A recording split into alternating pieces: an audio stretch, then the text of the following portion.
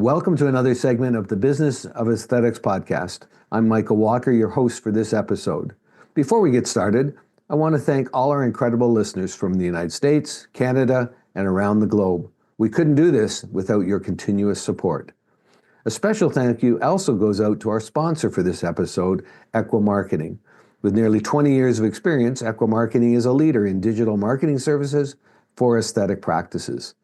They are offering listeners a complimentary digital marketing consultation, which will include a tailor-made 12-month digital strategy for your practice. You're going to be able to head over to a website to go ahead and book that. I'll have some more information about that as we move forward. But without further delay, let's dive into our theme for today, the intersection of wellness and leadership. And joining us today is Dana Zeitler. Dana, it is great to have you with us. Thank you so much. I am so happy to be here, and I want to thank Business of Aesthetics for inviting me, and of course, Equa Marketing. We appreciate that, Dana. We've got some great questions that we're going to dig into today. But before I do that, let me share a bit of your background with our listeners. Dana is a founder and CEO of Deluxe Med Spa in Naples, Florida. She has been a physician's assistant for over 30 years. She has been practicing exclusively in aesthetics for the past 14 years and a practice owner for 6. Dana travels extensively to train some of the world's most renowned injectors. She graduated from the George Washington University School of Medicine and Health Sciences, professional physician's assistant program, setting the foundation for her journey in various medical fields, including surgery, dermatology, and critical care. However, it was in aesthetic medicine that Dana truly found her passion and calling.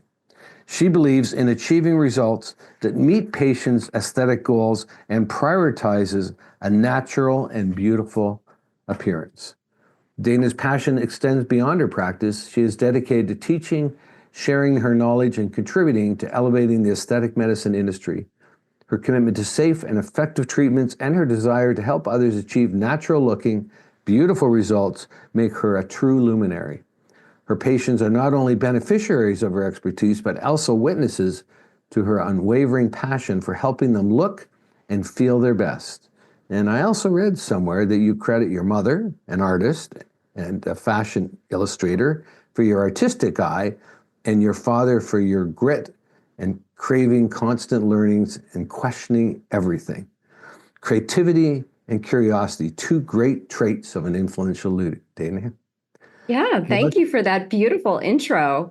I love it. I'm excited to share more. Well, we're going to do that. So I'm going to go right into that neighborhood that we're going to work on. We're going to play on that curiosity a little bit. But the first question I love to ask really is, can you share with us just what was the genesis of your passion for wellness and healthcare, specifically aesthetics? Well, I think this field is fantastic for people that have an artistic eye and they want to help people. So I think making people feel good, making them feel beautiful is really rewarding. I also especially love building up my team. So these 2 things go hand in hand as a business owner, but I have patients that come in and maybe they are in the 45 to 65-year-old range. They're super healthy. They're playing tennis. They're playing golf. They're working out. And, they have a little crinkle or 2 or some sun damage or some sunspots, and making their skin bright, making them look like themselves, just a little bit refreshed, is super rewarding. I've had older clients that are 85 years old, and they come in and we, give them a fresh skin and they feel like $1 million, and it just makes my heart sing. It's amazing. Sometimes it's the smallest things that make the biggest difference. And I think probably from just the little time we've spent together, but I would imagine that that passion that you exude about that probably extends to the whole team and is part of probably your signature as a medical center. Yes, I am very passionate about not only, I work on my own growth because I'm learning every single day and I screw up every single day. And I'm like, okay, I won't do that again. But really, the growth of my team, I think that that's really important for me to support my team's goals of where they want to go with their career, and whether it's being with me for 2 or 3 years or being with me for 10 or 15, I want to support them on where they want to go in their journey. And I'm just And we're, happy to have them for as long as possible. yeah, isn't it nice when you have a team like that? I'm gonna dig a little further into your team in a few minutes here, but the next question I really like to ask is, we all have stories. We love telling stories. We love hearing stories, and but I would just love to hear, and I'm sure our listeners would, a favorite story on how your work with wellness and healthcare has significantly impacted a client. Okay, I have a mother of a patient that I've seen for, 10 years, 15 years. She had never had anything done, and her daughter wrote to me on Instagram or something and said, "Hey, can you do some Botox on my mom? She's never had anything." And I said, "Oh, sure, pop her on my schedule." And she came in and she wanted Botox because she was depressed, and she had been to a ketamine clinic. They were doing ketamine injections for her depression, and the ketamine doctor had recommended she try Botox. So she came in and we sat down and we just started talking. And I was like, "Yes, we can try this Botox for for your depression. We can try it. There are some studies that show that it can help."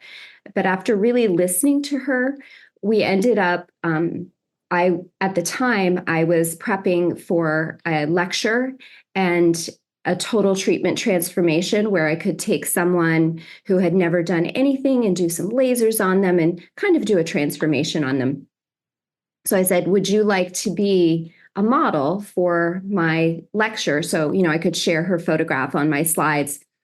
And she was just thrilled to have this makeover, as, non-invasive makeover of lasers. So we did some fillers on her and some lasers and of course some Botox. And she came back, she was teary-eyed. She looked me, she said, "I've been getting compliments. I've never felt better. I feel 15 years younger." And we really didn't do that much to her. It was, nothing, we don't do surgical things here. It was a little bit of laser, a little bit of fillers. And to make that significant difference, to make somebody who was so depressed that she was having ketamine injections feel better, was very heartwarming. I can imagine, I think of that saying, people don't care how much you know until they know how much you care, and just that, it was that you did, it was what you did from a service standpoint was awesome, but what you did for an emotional, relational impact on that woman, that's beautiful.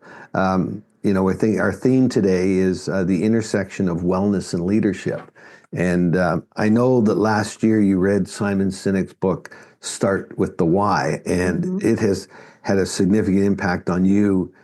And that really has inspired the theme of today's podcast. Well, it was also one of my foundational leadership books, as I love how it challenges us to start with the why, that idea of a core belief or purpose that we're passionate about that becomes a superpower in aligning teams, attracting like-minded team members, and instilling and inspiring that holistic sense of purpose. That just really what that lady was talking about. That there's that whole, she felt whole. You made her whole, in however that looked. But for today, would you unpack for us a bit about what this theme means to you and the impact of the why for our listeners? So our theme here is to, make people feel refreshed and confident in their skin. So that's the mission, if you will. But really, it's making people feel good about themselves, making people happy. And I think you have to live that every day in instilling that into your team and hiring people that also want to make other people feel good. And that's something that I've learned over time with hiring and the studying purpose of the business is more than monetary success. It's got to go deeper than that. And yes, we all want to pay our salaries and we want to pay our staff well, and we need to make money, but really digging deep into the purpose that you are on the planet. And for me is to help people feel good, to help others that might not have a voice.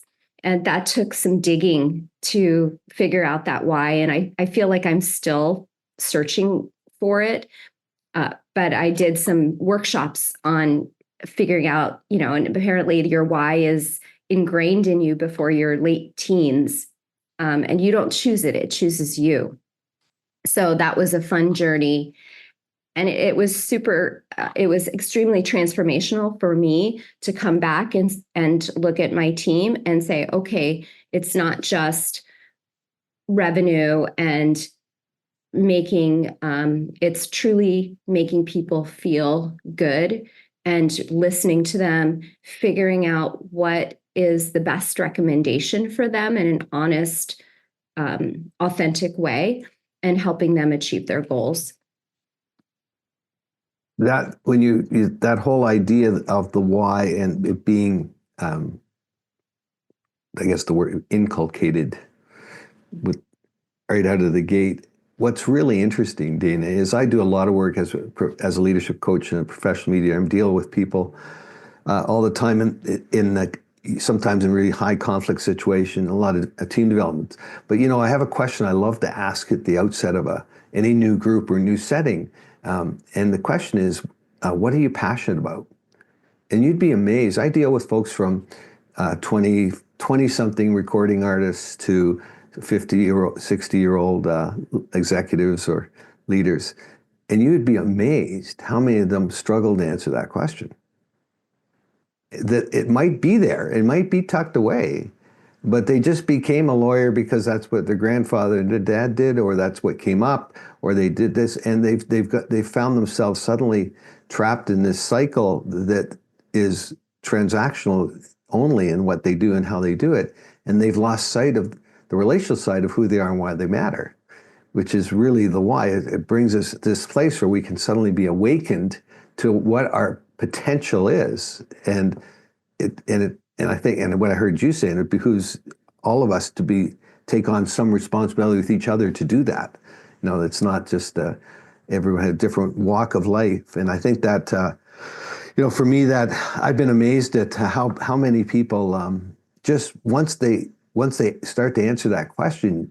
Just to your point, it's like reading that book, the Simon Sinek's book. It starts to just stir something that you haven't really maybe been able to emotionally articulate, and suddenly it starts to shape. And the thing that's cool, Dane, I've been doing this for a while. The day you stop learning is the day you start planning to die. So no point in doing that. So I just love your approach to the idea that learning is an ongoing process, and that kind of leads me to the next question. So let's talk about how are you learning to work on yourself to be a better coach? So I've started talking a bit about coaching, and I know you're passionate about that. How are you learning to work on yourself to be a better coach for your team?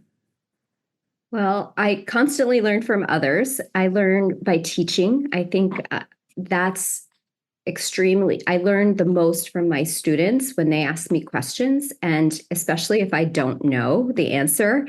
And I'm like, oh, that's a really good question. Let me figure that out, because it makes me think. I love to read and listen. I have 2 large dogs, and my mornings and afternoons, or first thing in the morning and afternoons, are my time to listen to audiobooks while I walk the dog.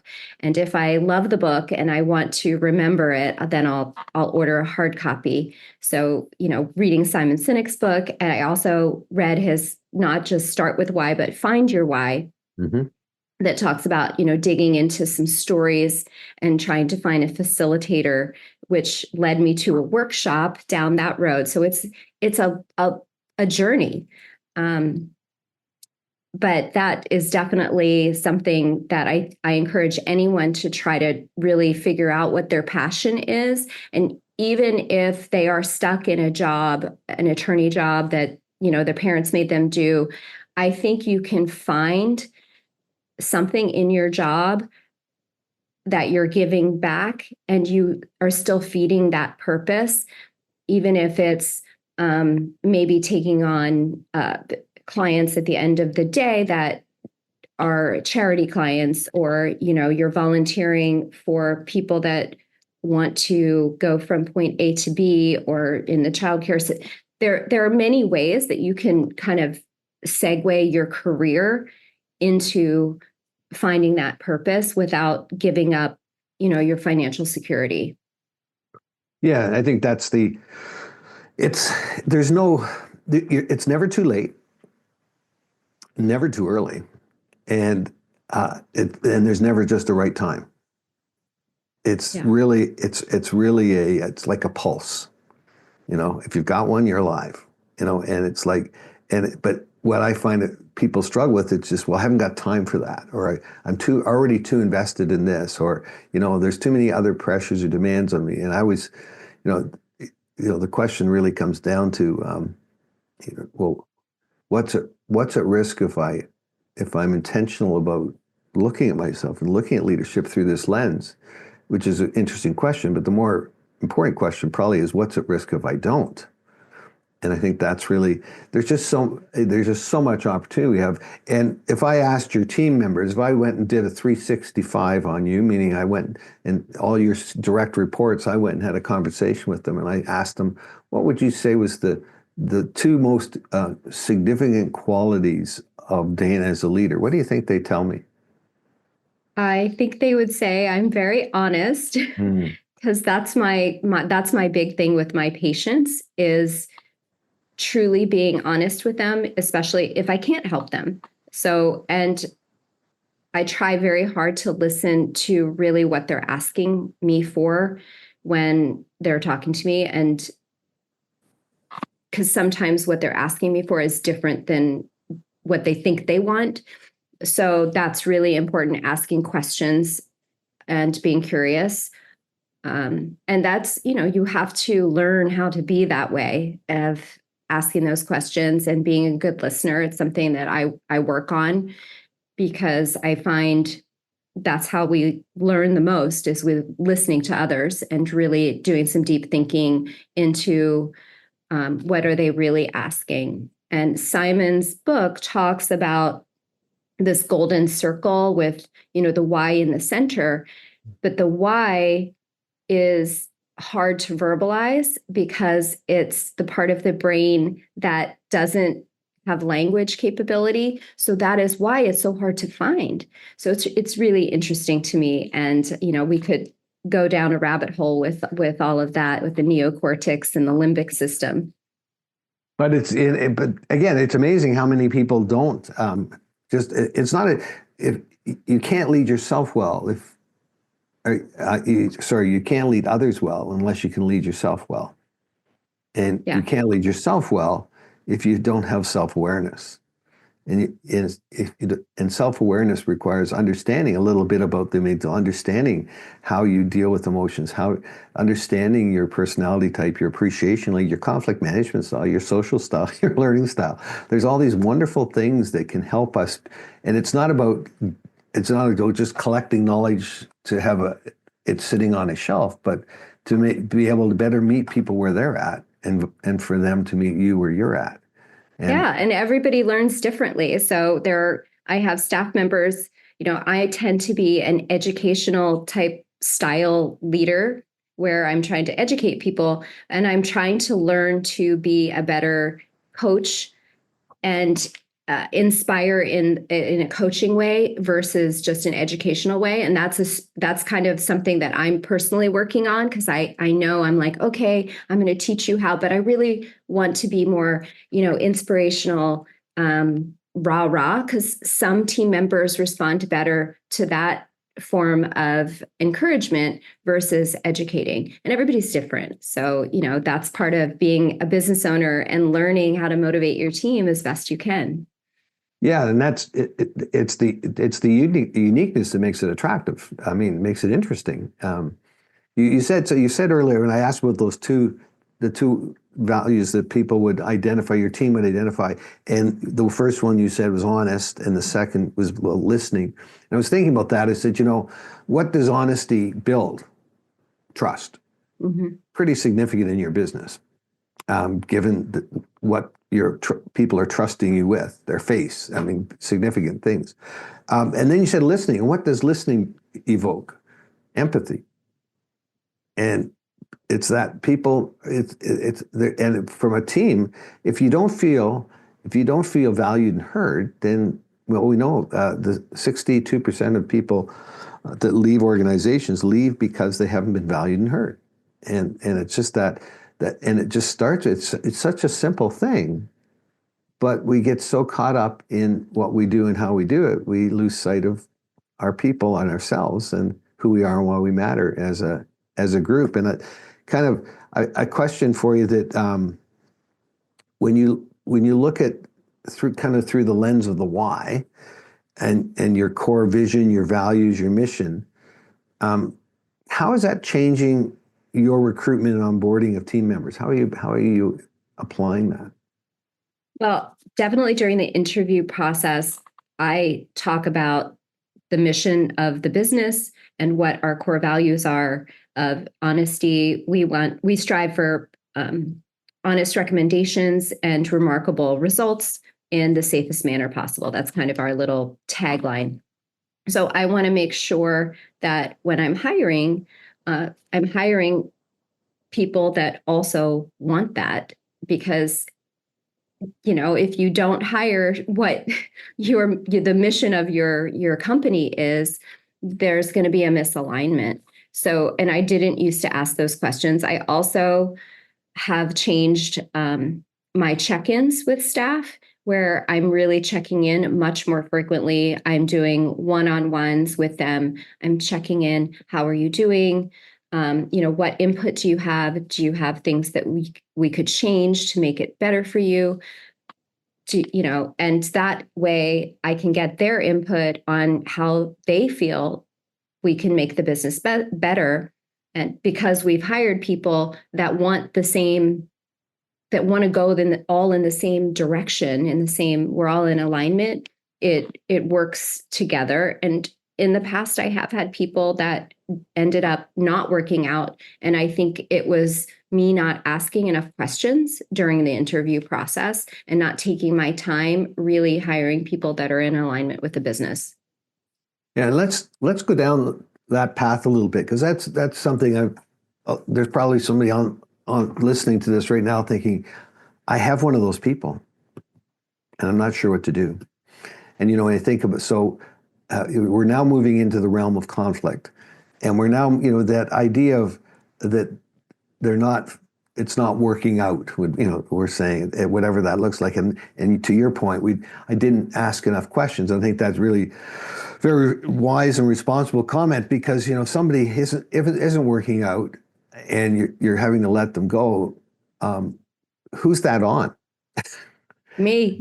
Yeah, and we forget that. So we're never letting people go. That's one of the things that we're always, what we need to be looking at is, how do we help them find the right place to work? Because we take responsibility. You would take responsibility. We have to take responsibility for their journey. We've inserted ourselves into it. And I think this idea though, but somebody isn't working out. There's something going on. And there needs to be a conversation. That's exactly what you said. And let's just, if you could kind of, how do you approach that? Like, I think it's important before we go into this that, conflict is not a noun, it's a verb. It's a catalyst for good or evil. But it's literally, there's healthy conflict, which is passionately disagreeing and not taking it personally. And arguably unhealthy conflict is passionately disagreeing and taking it personally. And we're in a place where you got that unhealthy conflict starting to merge because they're not fitting in something that's got, how do you address that? How do you deal with that? So I think I try to have as many conversations on the front end that I can before it gets to that point. So before they're even an employee, and then once they're an employee, you've got the onboarding process. So really, right, for me, I'm writing down all of the expectations and having clear job descriptions of what the expectations of the duties are. And then, we tweak those. But as much as you can set up your employees for success, we always are hiring with the intention that this is going to be a wonderful employee that you're going to have for a really, really long time. At least me as a business owner, that's my goal, is to set them up for success. Even if I've hired people that are medical assistants that are in school to become nurses or nurse practitioners or whatever. And I'm like, okay, we've got you for 2 years and while you're in school, and here's how we're going to manage that. But then I also do a 30-day check-in, or well, really a 2-week check-in, a 30-day check-in, a 60-day check-in, a 90-day check-in, 6 months, and then usually a year, once a year and as needed. And that has changed my practice, having those check-ins. And I'll go through the job description. Usually I'll start the conversation with what they're doing really well, like 2 or 3 things that I love that they're doing and I want to see more of. And then maybe I'll mention something, 1 or 2 things that we need to work on that, maybe I'd love to see improved upon. And that way it's not all what they're doing wrong. Like, you really want to celebrate what they're contributing to the practice and what they're doing right. So those compliments and, making sure you don't lose the positives of what they're contributing. Yeah. And if giving, I think by doing that, you create a space that, again, you're being honest with them. So you're building trust, you're listening. So you're being empathetic. So it creates a space where people, as a mediator, we have techniques that we use for active listening and different things. And one of the big ones is paraphrasing. So what I heard you say, or what did you hear me say, and summarizing. And that's so critical because it's sometimes we're anxious to have, we just sort of go through that process that you just described, but we don't really get ownership back from the other person as to what they're hearing, what we're committing to. And we like to talk about what wins we want to celebrate, and then how are we going to get, what does that look like in a year from now?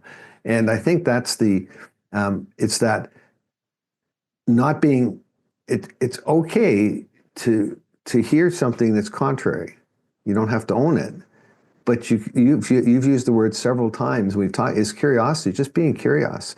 And I think the challenge is often as leaders, it's that to be I call it unconditional curiosity, curiosity without opinion, expectation, and judgment, starting with myself.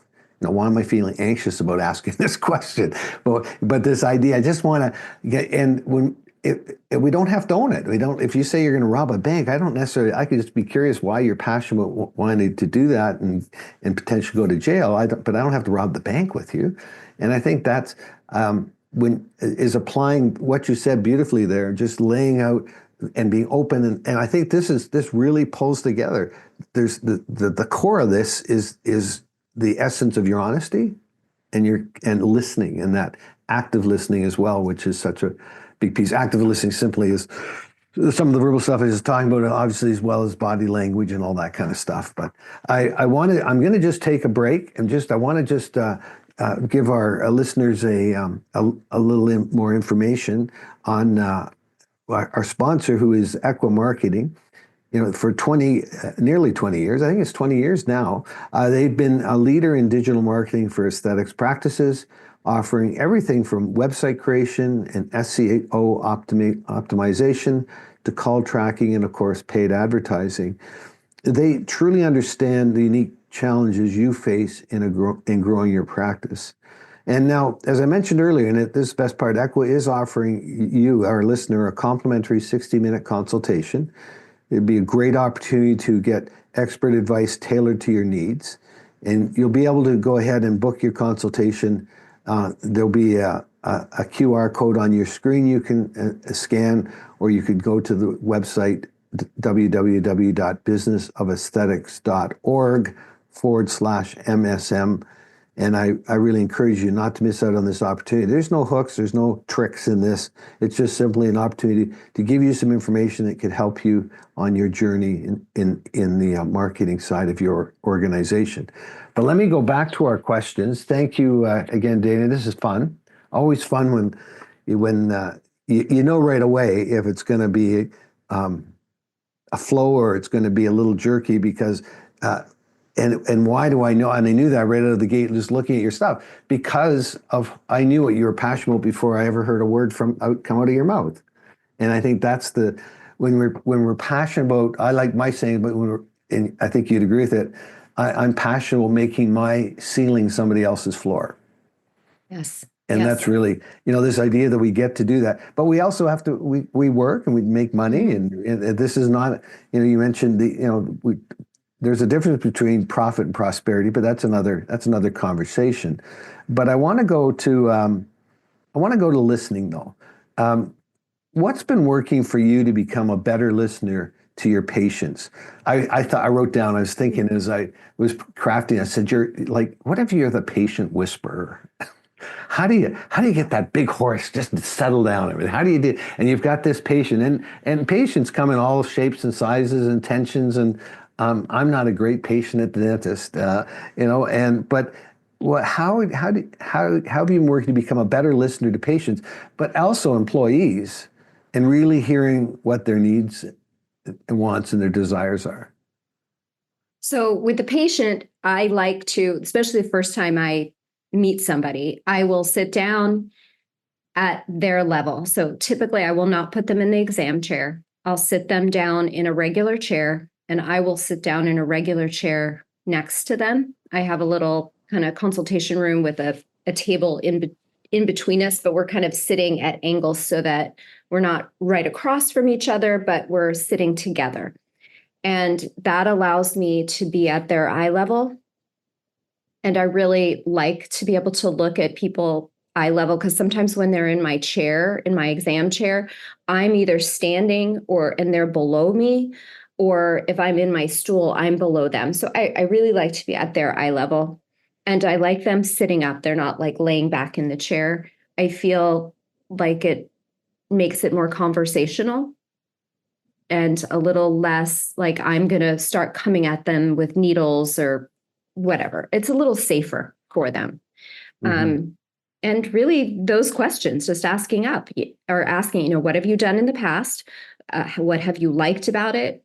What didn't you like about it? Because usually a brand new patient has either never had anything before, and this is the first time, and their friend Sally did X, Y, and Z, and that's why they're coming, or they've been to another provider and they didn't like it and they want something different. So what made them not go back to their other provider? Did they get a droopy brow? Did something happen? Did the provider not listen to them? So really figuring out what happened so that you cannot make that same mistake is important. And then just really, what are their goals? What do you want to achieve with me? They came through the door, they made the appointment, they called the office for a reason. So what are they looking to achieve with me?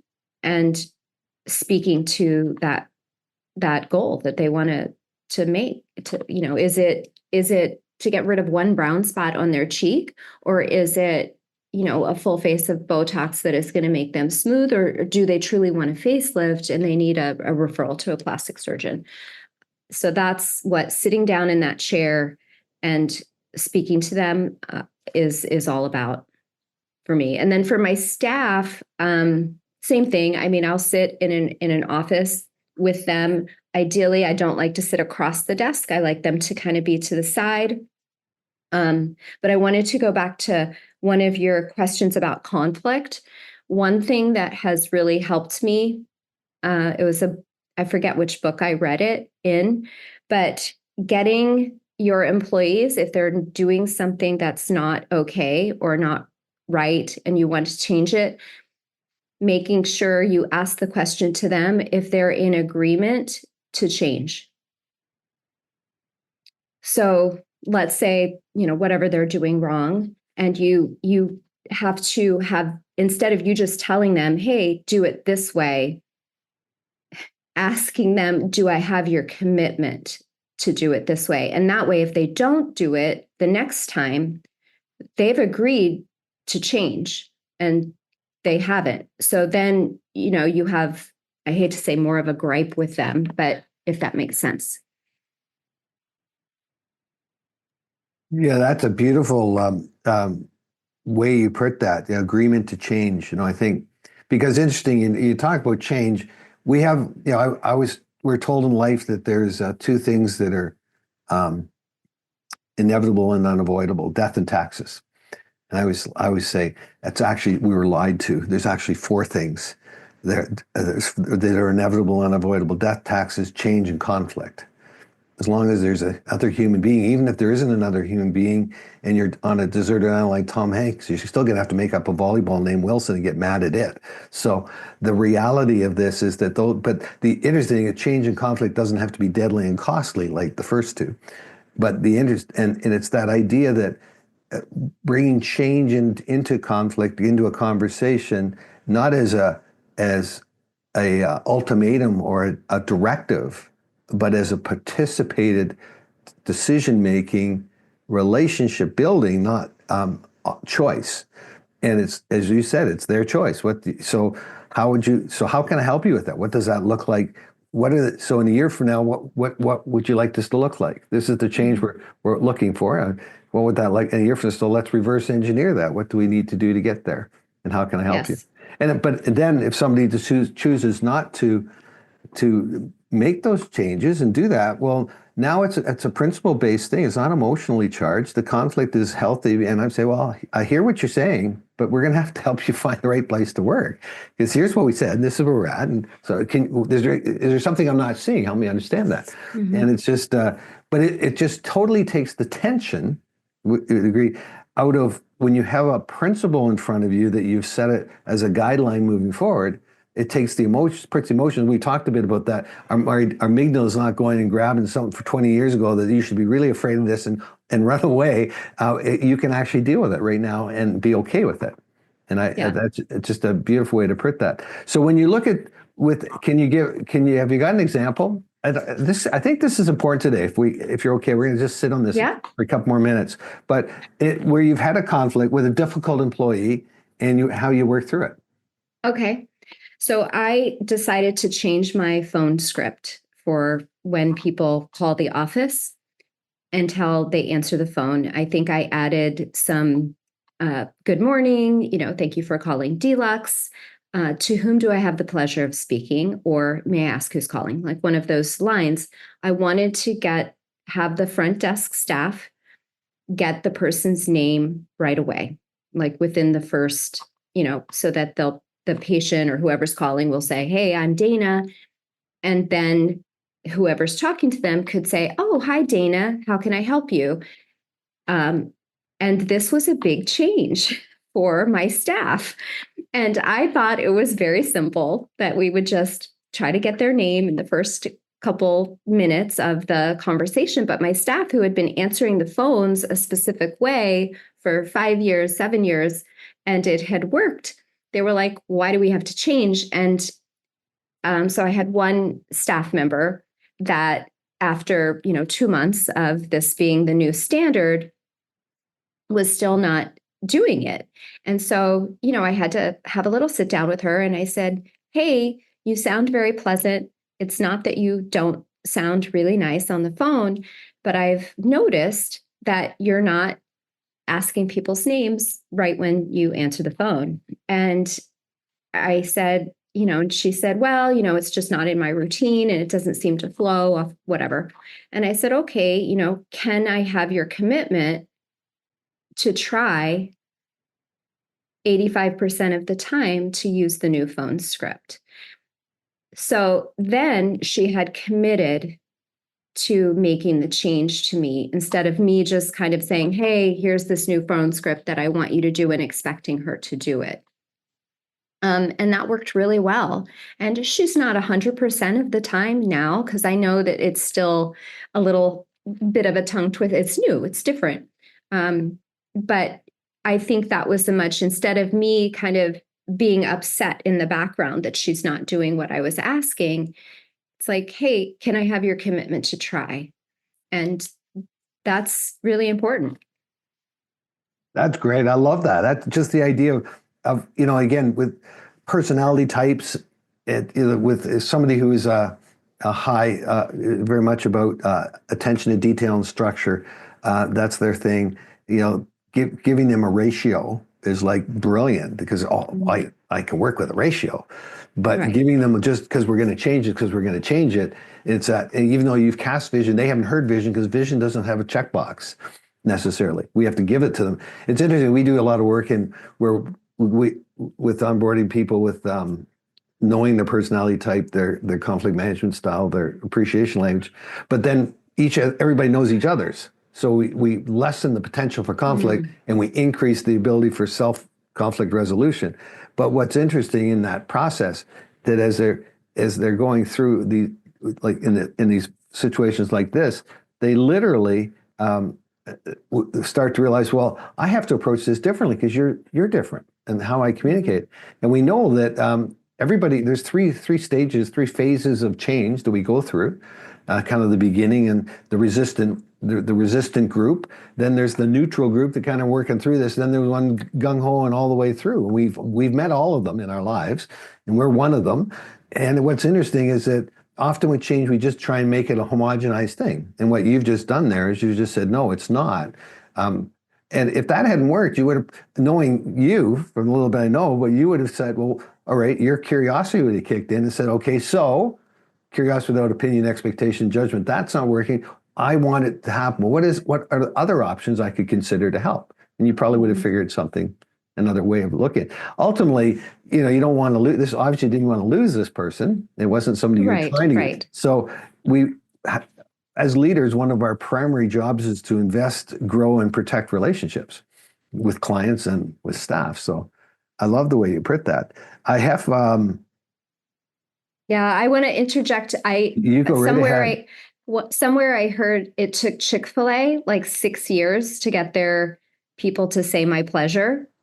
And so I had that in the back of my mind. I was like, okay, if it took Chick-fil-A 6 years to get their my pleasure, right, then it's okay that it takes me, 3 months or 6 months to get my staff to change a few things. So you can be patient. Absolutely. That's a great, yeah. We use a process where we focus on celebrating wins. So the idea is that our vision is we want people when people come here, they feel, well, your word, fresh. Yeah, I love refreshed.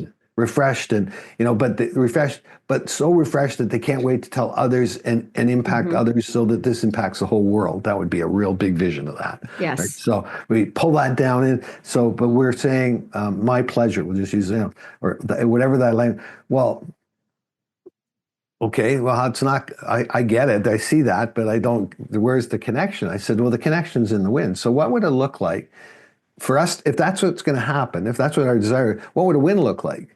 Well, the people are starting to talk about feeling refreshed, and they're doing things that are causing them to be refreshed. And it says, what if we knew that if we put that line in our script, that would help facilitate them moving forward with that. So when somebody says, so if we got a comment from somebody saying, I really like the way you said that, we're empowering our vision. Oh, I get that. And it's like this little, but it's a lot of work. Yes, and but it all goes hand in hand. 6 years really that long? It goes hand in hand. And I think for me, with my team, even with my medical assistants, I'm trying to get everybody on the team to make the patients feel good. We want them to leave our office happy, happy that they came in and that they can't wait to come back. They can't wait to share with their sister, mother, daughter, friend, hey, I went to this amazing place that they're super honest. You can trust them. They're going to make you feel and look your best without, looking overdone.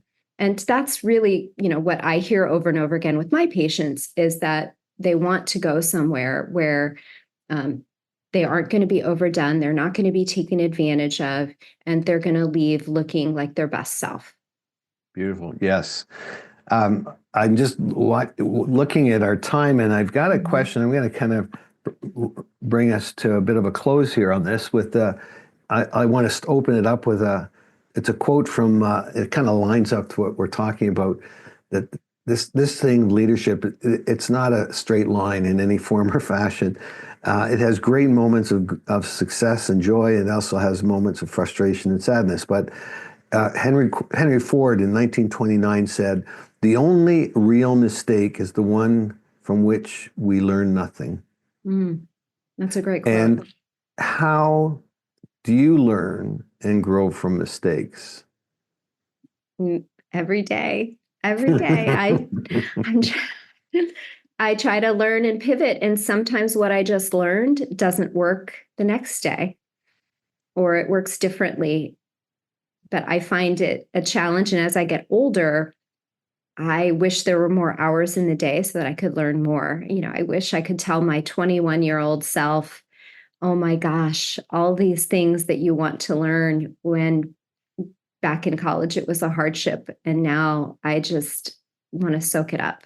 So, Yeah. not really answering your question, but No, it's never beautiful. Yeah. ending, never ending. Well, you're doing the very thing you're passionate about today. You're inspiring people. You're giving them thought that they have to pause and think differently, or have a choice to.